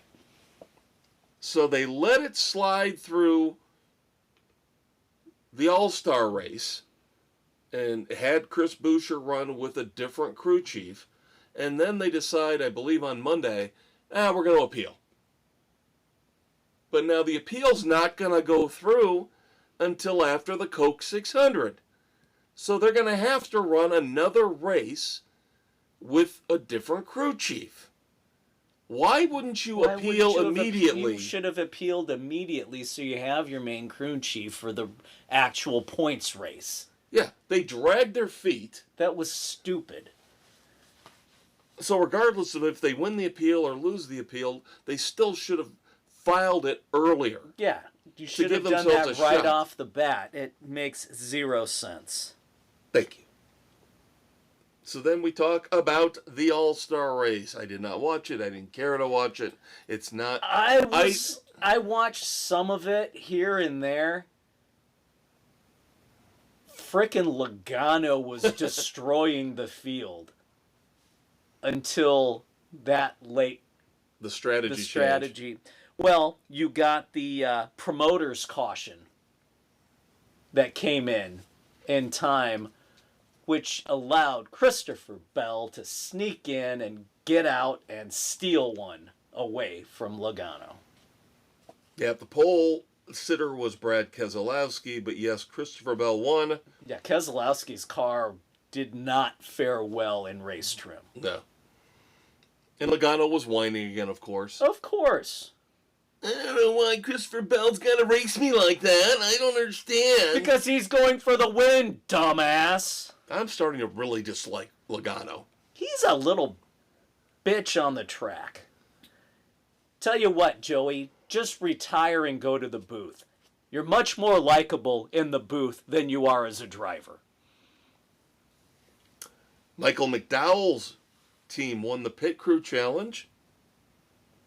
Kudos to them. And then, of course, the main thing that I got out of this, again, I didn't watch it, but reading the recaps and the reactions, you're starting to see momentum build to give North Wilkesboro a points race on the Cup level.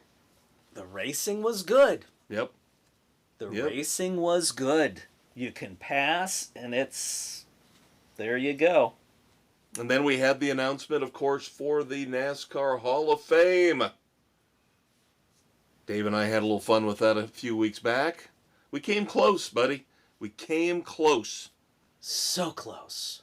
Now, I had Kurt Busch. You did not. Kurt Busch got in. We both had Harry Gant. Now, we picked 3. We should have only picked 2. Yeah. So we cheated a little bit. A little. And Ray Hendrick was the one we did not get right.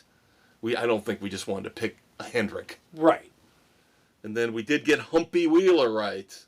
You knew Humpy was going to get in. Fantastic promoter.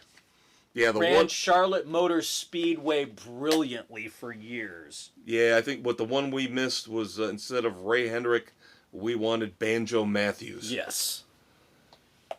So there you go. Hall of Fame, Kurt Busch, Harry Gant, Ray Hendrick, and Humpy Wheeler. Now, I did see the final numbers in terms of the votes. I think the scary thing is Jeff Burton finished 3rd. Why? Ahead of Neil Bonnet. No. Ahead of Greg Biffle. Maybe ahead of Biffle. Yeah. I'm scared that he got that close. Eesh. All I remember about Jeff Burton, he had one dominant race where he led almost from beginning to end. Yeah, he was okay. Wasn't spectacular. But that was one race. Otherwise, yeah, he won a little bit here and there, but I don't know. I think they're getting wrapped up in the modern day era a little too much. Way too much. Yeah, because what's next? Ryan Newman going to get in for one good year? All right. No picks last week, but now that is over. Every week from here on out until the end of the season. Till the end of November, kids. Culminating in the championship race at Phoenix. Every week we'll have picks for you. This week, of course, we start off with the Monaco Grand Prix. Then we have the Indianapolis 500. And, of course, then it leads into the Coca-Cola 600 from Charlotte Motor Speedway. Race 13 of the season. This will be the halfway point in the regular season. And, of course, Prime Video takes over for, 5 weeks, I think, now? Yay. And that means we get Dale Earnhardt Jr. and Steve LaFart. Letarded. Sorry. Steve the Fart. Steve Retarded, yeah. God. So depressing. I want Fox back. I miss him already. All right, 7 of our 8 panelists have their picks in. And it's going to be a little boring because 4 of the 7 have the same picks. You, me, Sam, and Bill taking Christopher Bell. Yeah, the numbers show he's probably the best pick, but he's also got the momentum coming off the All-Star race. Yep. Nick going with Tyler Reddick. Not a bad pick. Then Doug, as we mentioned, doing Kyle Larson. Or Justin Allgaier. Or a combination of the two. Yeah. Now, the great thing, by the way, before we get to the Aaron's pick, about the Charlotte race, the Coca-Cola 600, extra stage. So you have extra stage points you can earn. Extra points available. Yes. And then Aaron going with Brad Keselowski. Kind of a throwaway race. I'm staying away from Brad Keselowski and Kyle Busch until they prove to me they can turn their luck and their careers around. I'm going to say careers. There. Yeah, they they're both about look done. like they are on the very, very edge of retirement. Yeah, they're close. So there you go, kids. Once again, Christopher Bell for the Maestro, the Conquistador, the Elder Statesman, and the Big Blue W. The Juggler takes Tyler Reddick. The Governor takes Kyle Larson or whoever. And the Big Easy takes Brad Keselowski. Oh, by the way, we already did the WNBA, yes. Isn't he done talking about the WNBA yet? No. Fuck you. No, he is not. Not when there's Sophie Cunningham and Stephanie White. My Clint Eastwood badass of the week is Caitlin Clark. Because she has already at the record for the most triple doubles in NBA. No, you're close. You're close. Or she tied it. Nope, not triple doubles. Not triple doubles. Oh, sorry. On Tuesday night, 20 points scored, 10 assists. Right, the 2010. The 2010. The 2010 double-double. Yes. Last night as they lost to Atlanta, she got her 10th career 2010 double-double. She had 27 points and 11 assists. She did it in 42 games. That's frightening. She ties Courtney Vandersloot for number 1 all-time in WNBA history with 10. Courtney Vandersloot took 430 games to do it. Wow. So, wow. That tells you something right there. All right. We've already talked about Jim Irsay, of course, so that was really, at least for me, that would be my moment of silence. Yeah. I did not have anything outside of Jim Irsay in terms of moments of silence, so that's a good thing. That was a good, it's unfortunate. Yeah. Yep. I do have one last item before we move on to our competition for the Red Foreman Dumbasses of the Week. You know, I'm torn. I do have a moment of silence. I'm not sure. It's sports related, but it's also entertainment related. You're probably going to jump on something I have for the weekend edition. We can do it twice. And by the way, the weekend edition, your Saturday morning hangover cure, don't miss it this coming Saturday morning. I think this warrants it twice. Because my friends, we lost one of our own from the Chicagoland area. Bears superfan Bob Swirsky passed away. Better known as George Wendt, Norm from Cheers. I think you're absolutely right. I think that does warrant double mention. So, thoughts and prayers to George Wendt and his family and friends. The Bears. The Bears. Oh, I'm having a heart attack. That's my 5th one this week. One of the great skits on SNL. Back when it was funny. Back when it was funny, yes. I did want to mention, I find this very odd, in a way. Okay, we have kind of talked about Tiger and Rory's TGL, the golf league, the indoor golf league. Well, they are adding their first expansion team. Detroit will be the first expansion team in the TGL. Here's my problem with this. Okay, if you're expanding in the NFL or the NHL or the NBA, I get it. You got to have a lot of time. You got to upgrade an arena or build an arena. Right. You got to. You got to put something together. You have to have an expansion draft. You have to do a lot of things. There's prep work it takes involved. Time. You got to get 4 golfers together for this? Yeah. They can't start until 2027 for some reason. What the fuck? That's ridiculous. Why can't you start in 2026? Is it that hard to get 4 golfers together and say you're playing for Detroit? Show up in Florida at the facility. Isn't everything played in the same place? Yes. So how difficult is this to put together? Saying. What is the excuse for not being able to start in 2026? Why does it take so long? They've got their clubs already. That's all you got to do is find 4 new golfers. Say you're playing for Detroit for the starting in January. Whatever Detroit's big country club is. Yeah, I think they're called the Motor City. Whatevers. Yeah. Come on, it's not rocket science. I don't understand why it's going to take so long for them to get a team together. We haven't found the logo or their colors yet. For the love of Christ. That's it. That's all you've got to worry about. Facility is already there. Equipment. They all have their own equipment. It's already done. That's a little bit of a borderline dumbass. Yeah, I would put that fully in. All right. So that leaves us with the Red Foreman Dumbasses of the Week. Who will win the Golden Boot? And I have been trying to restrain myself, so I think I did a pretty good job this week. I have only got 4.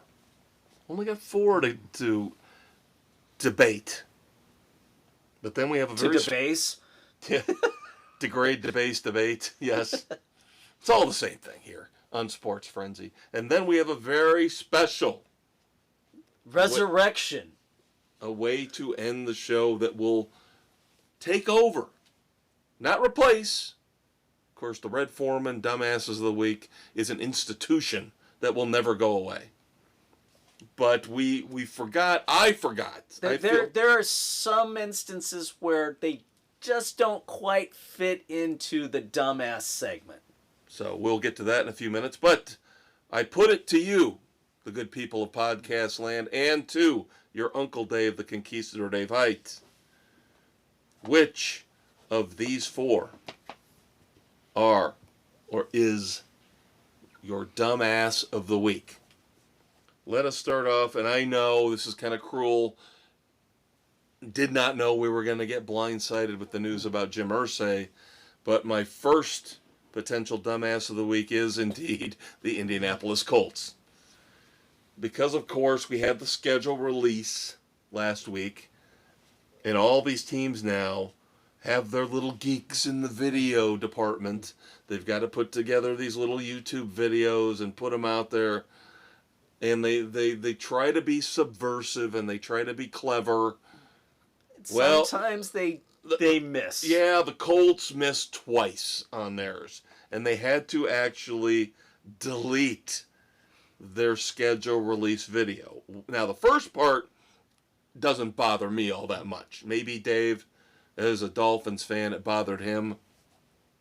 Part of their video involved, because obviously I think they're playing the Dolphins, Tyreek Hill swimming in the ocean and the Coast Guard picking him up. I thought that was freaking hysterical. But again, the world we live in, the namby-pamby little world we live in. Oh, they are persecuting Tyreek again, just like the police did last year. Tyreek had no problem with it. I thought it was funny. Tyreek kind of appreciated it. He's like, yeah, that would have been fine. But then the big no-no was they also had part of the video was stylized after Minecraft. Yes. The big problem is they did not get Microsoft's approval to use Minecraft in their video. So a big copyright no-no. Yeah, but 8-bit has been out there forever.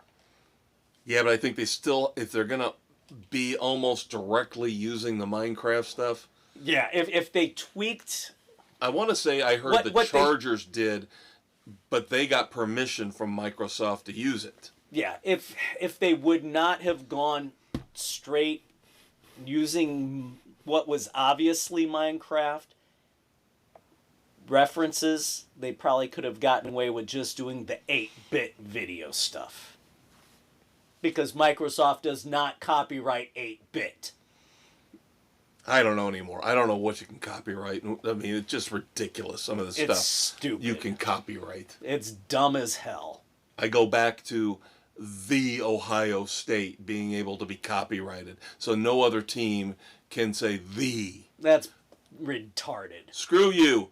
The you. How do you like that? Well, no, it's the you. Oh, now it's going to be like semantics like that? If you can have Taylor Swift songs, the original recording company has it, and then she did it as the song name Taylor Swift version, just like what Jordan Hudson's trying to do with Belichick, because the Patriots have copyrighted whatever Bill would say, and now she wants to copyright that Bill's version. Yeah, I heard about that. Yeah. Dumb as fuck. You cannot copyright standard phrases. Yeah, this whole copyright thing is just out of hand. Sorry. And I still don't like the fact that Pat Riley is making so much bank off of three-peat. That's dumb as hell. Oh, shit. Sorry, Pat. I got a quarter coming to you in the mail. Yeah, right. All right. The Denver Nuggets were eliminated from the playoffs in the NBA by the Oklahoma City Thunder.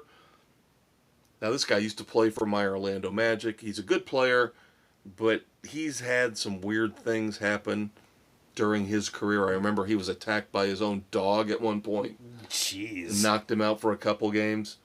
This would be the Denver Nuggets' Aaron Gordon. And he had the most counterintuitive, asinine comment when it comes to days off between playoff games. As we all know, and Dave and I are not big NBA fans, they stretch this crap out way too much. Should be every other day. every other day, no more. Denver's Aaron Gordon says, no, it's really not fair. We really need to have more off days between every game in the playoffs. Don't, dumbass. So you're going to just play the entire year NBA? Because that's what's going to happen. No. Think about it. How much they only get 3 months off as it is?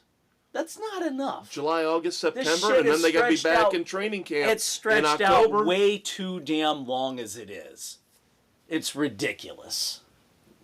Yeah, but Aaron Gordon's, it's just not fair. We really can't recover. You're an idiot. He's trying to break it down. We need a travel day and then a day to get acclimated, and then we play the game.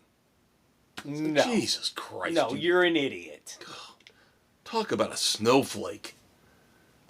Candy ass. All right, we talked a lot about the PGA Championship, of course. This is a pet peeve of mine. It's been brought up before, and anytime I'm watching a golf tournament and I have to deal with this will be a Red Foreman Dumbass of the Week. You losers out there at these major, at any tournament, any PGA Tour tournament, but especially when I'm watching the majors, you idiots out there who scream stupid shit have got to go. I'm done with it. I wrote down a couple.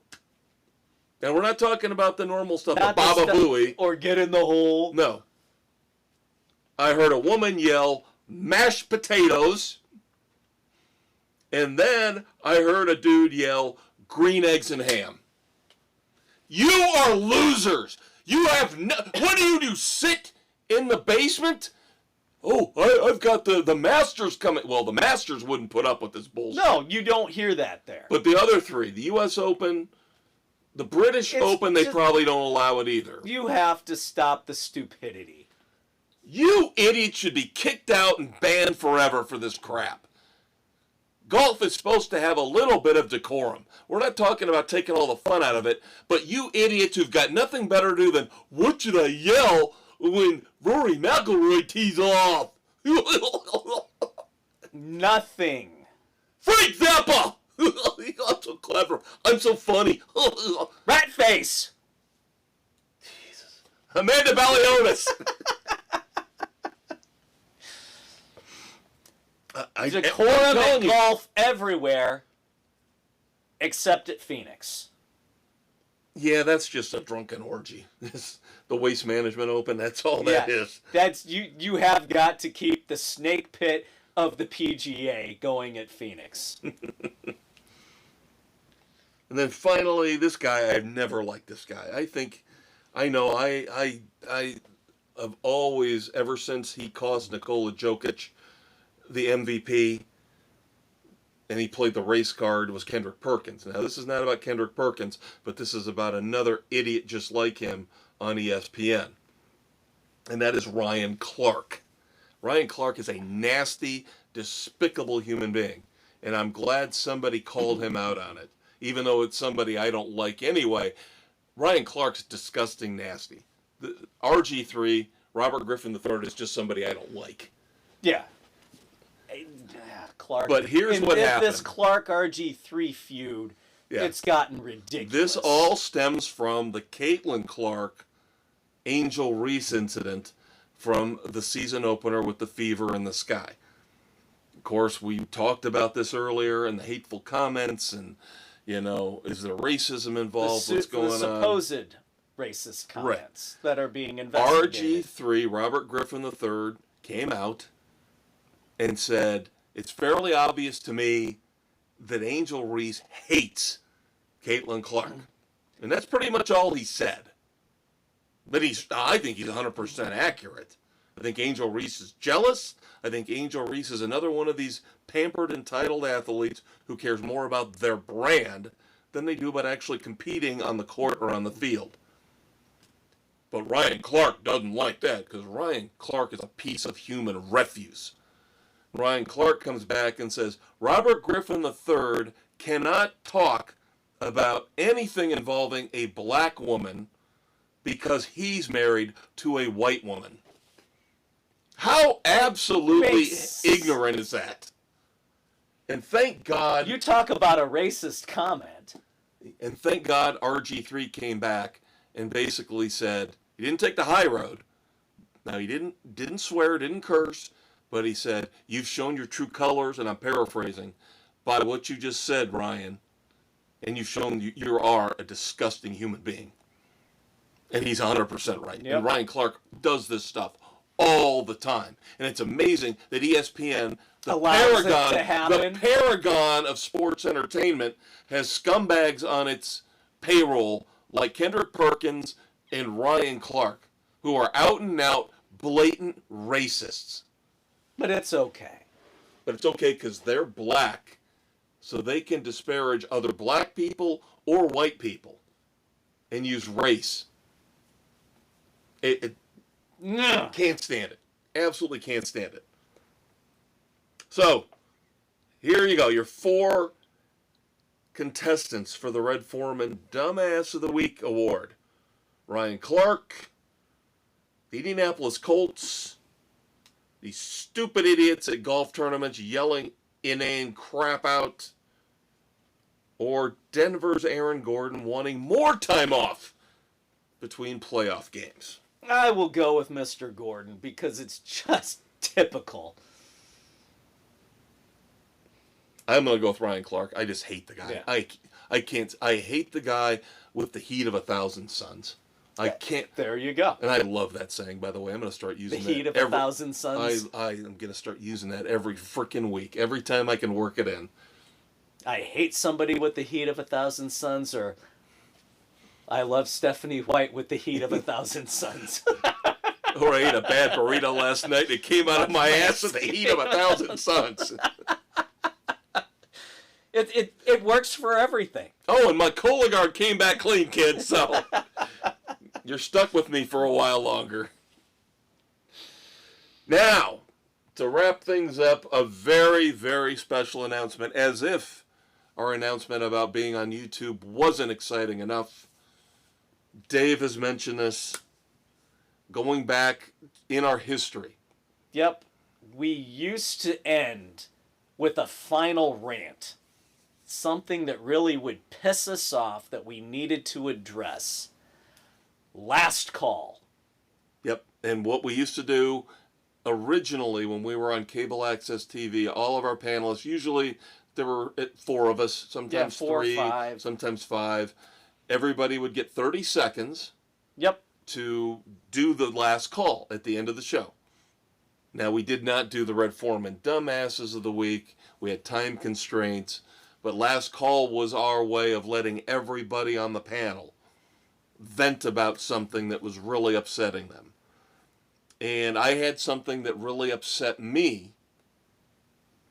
And I was trying to figure out, well, I can't really work this in as a dumbass.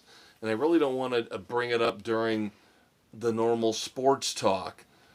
Where can I fit it in? And then it hit me as like, Jesus Christ, dude. Last call needs to come back. Oh, there you go. So now I jumped Dave with this at the last second. I do not have a last call right now. But it will be making it an appearance. I'm not going to guarantee it every week, but there will be most times weeks, one or both of us will have our last call. My last call, my first last call in the new format, will involve Scottie Scheffler. Now, of course, we've already talked about Scottie Scheffler, and I went on my rant about Rory and Tiger, and I get sick to death of the focus that the networks give still to this day to Rory. Now, Rory at least is still playing and playing at a high level. Yeah. I see a story the other day, oh, it's going to be so sad at the U.S. Open because Tiger's not going to be playing. I don't give 2 rip fucks about Tiger Woods anymore. And you people, He's done. You people Gone. need Bye-bye.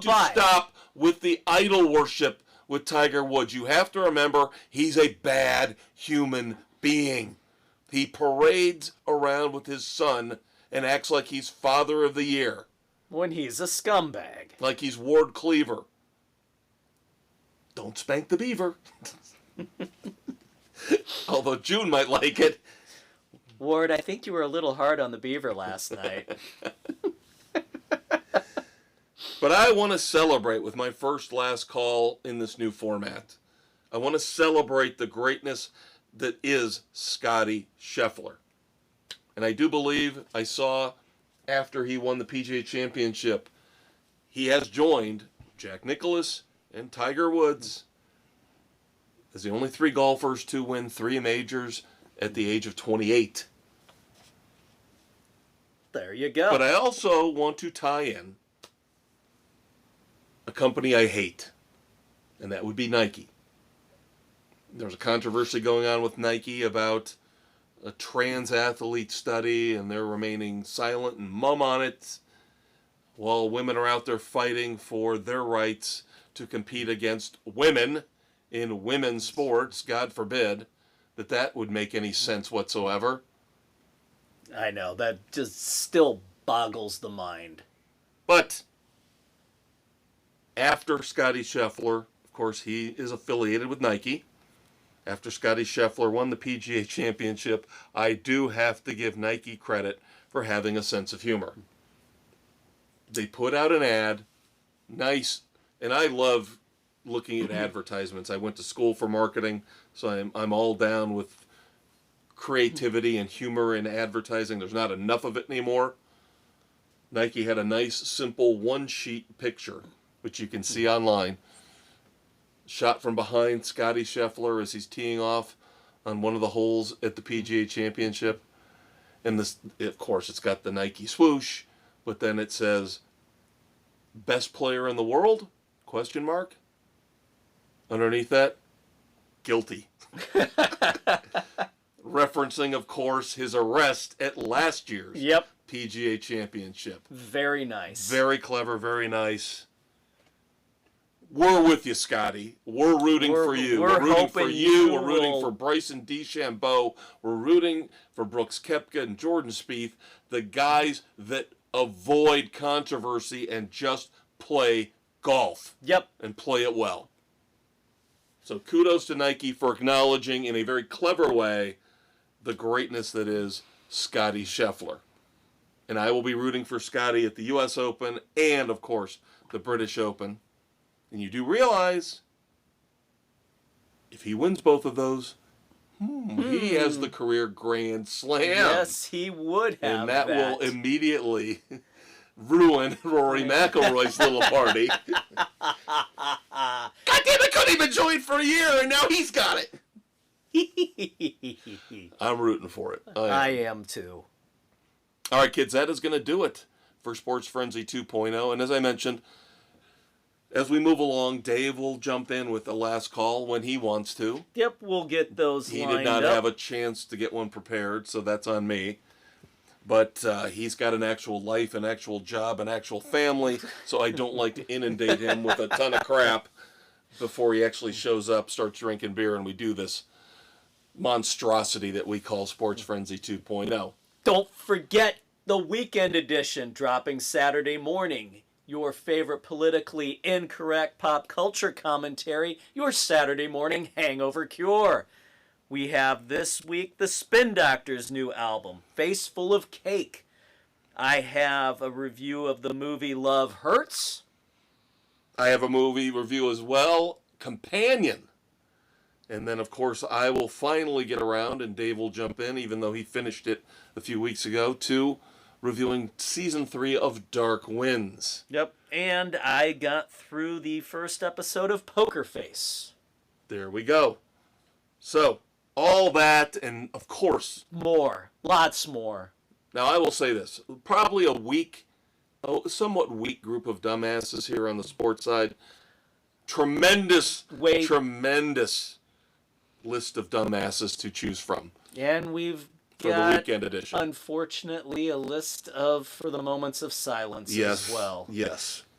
Some very, very interesting, legendary, and odd moments of silence. Yep. So all that coming this Saturday morning. Try to restrain yourself Friday night. You know, we'd like you to actually be able coherent. to be coherent and be able to listen and understand what we're saying Saturday morning. Yep. But if the pop culture's not your thing, we're right back here next Thursday for your sports fix. So, either we're going to hear from you or you're going to listen to us on Saturday morning, or we're going to do this all over again, this dance, in 1 week for the sports edition. That's your Uncle Dave, the Conquistador, Dave Heights. That's your Uncle Kev, the Maestro Kevin Crane.